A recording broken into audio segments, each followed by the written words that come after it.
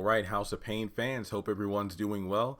I literally just finished watching last night's episode, The Package. I don't know if you saw my tweet, but I passed out at like 7:45 and I woke up around almost 9 this morning. So I slept for almost like 12 and a half, 13 hours.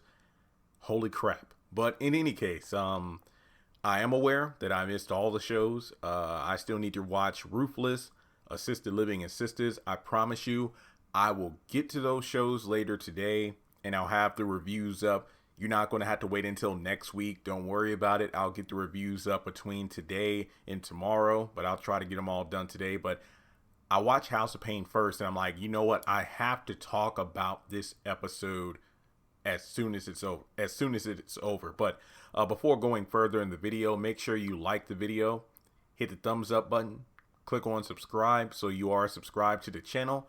Click the bell icon and select all. That way you're notified whenever I post content to the channel. Also, something I didn't even realize, that if you're using your mobile device, go to settings and allow notifications from YouTube.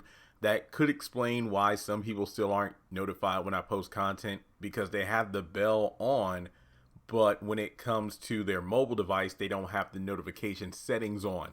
Literally just clicked in my mind right now.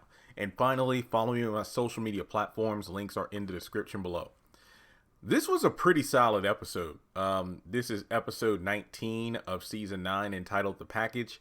CJ forbids Caleb from talking to Jasmine. Caleb is putting extreme pressure on Jasmine to have sex with him for her first time, but Calvin comes in and rains on their parade. Curtis fails for Ella's birthday. I know that synopsis is all over the place, but if you watched my have and have not review that I posted yesterday, I said in the video that something that we need to pay attention to with the previously on whatever show Tyler Perry is showing us, you need to pay attention to key scenes, because sometimes in the previously on, they're going to bring up stuff that didn't just happen in last week's episode. They're going to bring up stuff that happened earlier in the season or in a previous season. And that actually gives us insight as to what to expect in the episode they're about to show. So for an example, like, let's say if Miranda pops up in like episode 23, I don't know if she is, I'm just saying this in general. Like, let's say Miranda's supposed to pop up in episode 23.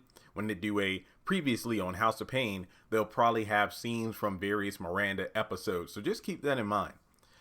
What would I score this episode? I did feel like a lot of people were hitting me up last night because I was asleep, and they were like, Jeremy, this was a great episode. Something I haven't thought about this in a while, because I think I've become numb to the laugh track. So yes, they did heavily use the laugh track during the scenes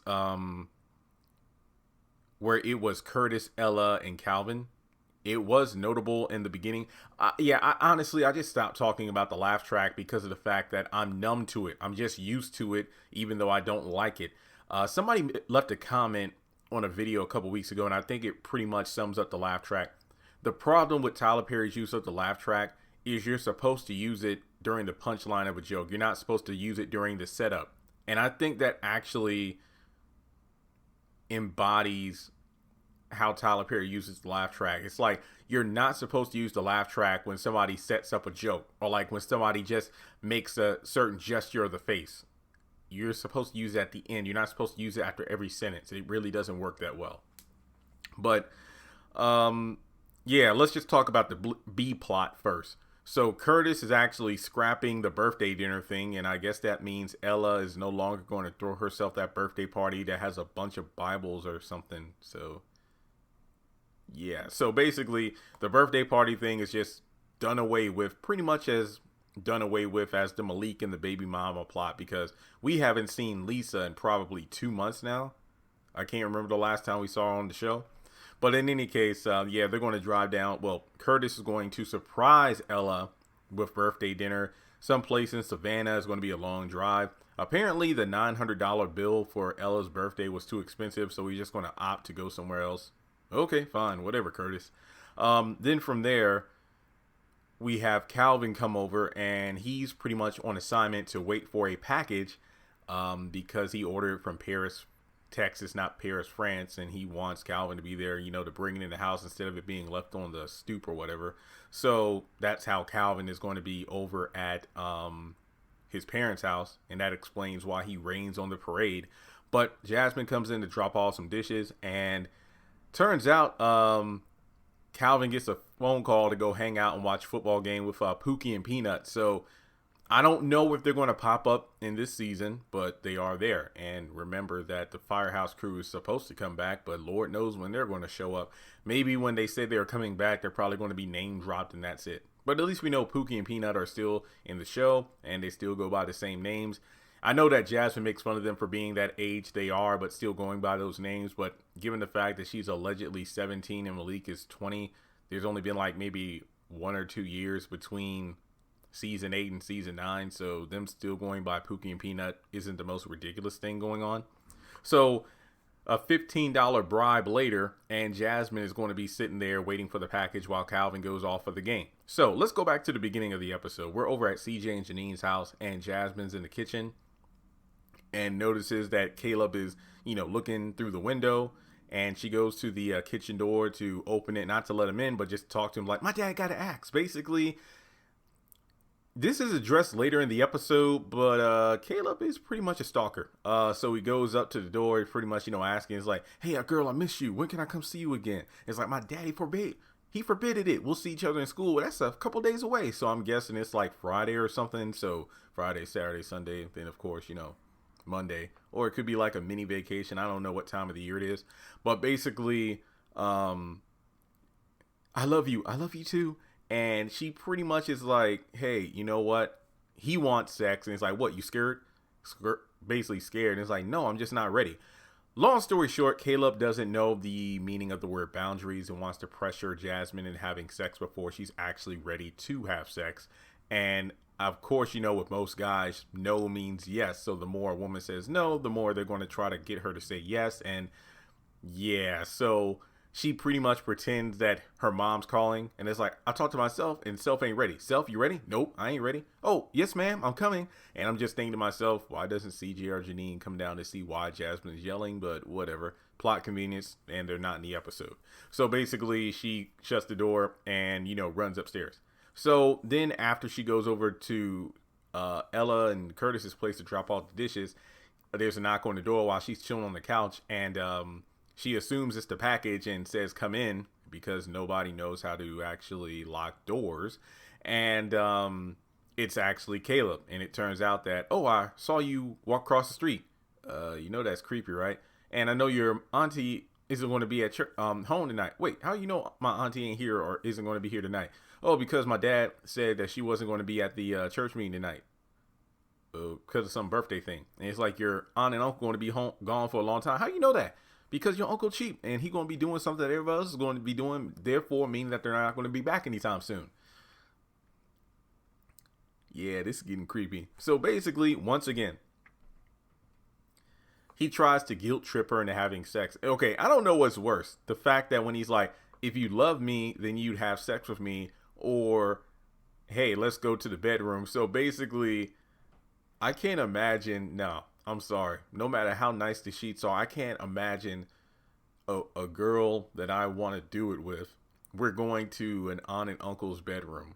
No. That just, no. I mean, hell, I think Jasmine even said earlier in the episode when Calvin was trying to get her to stay awake for the package, like, it's smelling Uncle Curtis in here.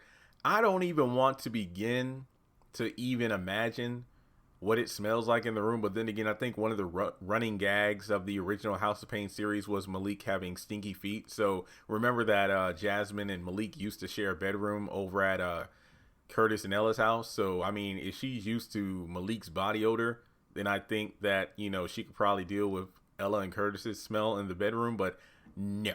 So, yeah, he literally tries to guilt trip her again. It's like, you said you love me, right? And I feel like that should be enough for, because we get to know each other like that. So he literally keeps pressuring her. And kudos to Jasmine because of her own self-respect. It's like, look, I mean, he keeps saying, well, if you love me, then let's have sex. Or she should say, well, if you love me, then you should know not to pressure me until I'm actually ready. And this actually goes back to the whole smoking the vape pen. Like, she kept saying that oh yeah, he kept pressuring me to do it, and then I eventually gave in and did it, and I just decided I didn't like it. Okay, that's a big deal that was kind of brushed over. And the same thing with the sex. Caleb definitely feels like a hit it and quit it kind of guy to me based on his demeanor right now. I mean, it's the pursuit as opposed to the hunt. You know, is well, no, actually, I'm sorry. Pursuit and hunt are the same thing. I apologize. I feel like if him and Jasmine end up doing it, he's probably just going to disappear. I mean, that's literally the end of it. But the thing is, I'm not saying that trying drugs one time is better than having sex for one time, but I feel like both could lead to life altering consequences like potential disease, pregnancy, or in the drug case, possible addiction, which would be a heartbreaking thing considering your mother was addicted. So there's just so many things that I feel could be done with this plot to actually make. I'm not saying that I want Jasmine and Caleb to have sex and then have Jasmine deal with life altering consequences. No, it's just that I'm glad that we're seeing Jasmine stick to her guns, her principles, despite what Caleb is doing. So if nothing else, Caleb is being written as the villain when you think about it. And I don't dislike Caleb, despite what I've been saying for like the past month about how House of Payne has been getting worse while assisted living has been getting better. I think Caleb is a decent character thrown into the mix, but at the same time, he's was involved with such a stupid plot about Curtis and Ella being high. It's like you had 3 freaking weeks of those two characters just being loopy when you could have had more solid episodes like this one, where we're talking about serious topics that happen in the world. There are people out there. There are real people. Like, even though I don't like what Caleb is doing to Jasmine mentally and emotionally, this stuff happens. And I always have to remember, it's like, okay, Jasmine is written to be 17. So these are like, young adults here. So yeah, I mean, Jasmine being a girl who's not going to give it up because some guy says that he loves her, she's sticking to her principles. But then there's the manipulation of, well, if you say you love me, and if you did love me, then you would do it with me because I want to. That's real.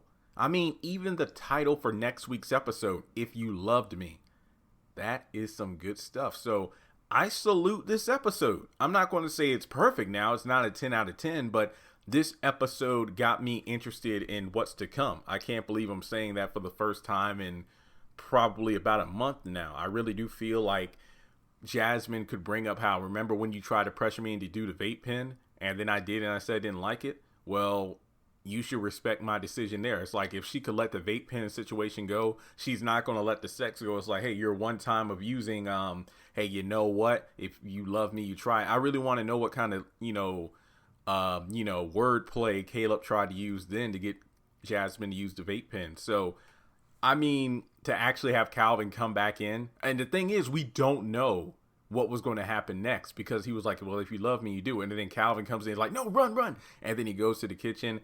We got a little back and forth banter here. Basically, Calvin forgot his keys. He thinks they're in the kitchen. Jasmine says, oh, no, we're going in the kitchen. He goes in there, finds the keys, like, okay, before I leave, one more thing. Yeah, what is it? Why are you acting so weird? Nothing, I ain't acting weird. Well, who's that boy behind the counter?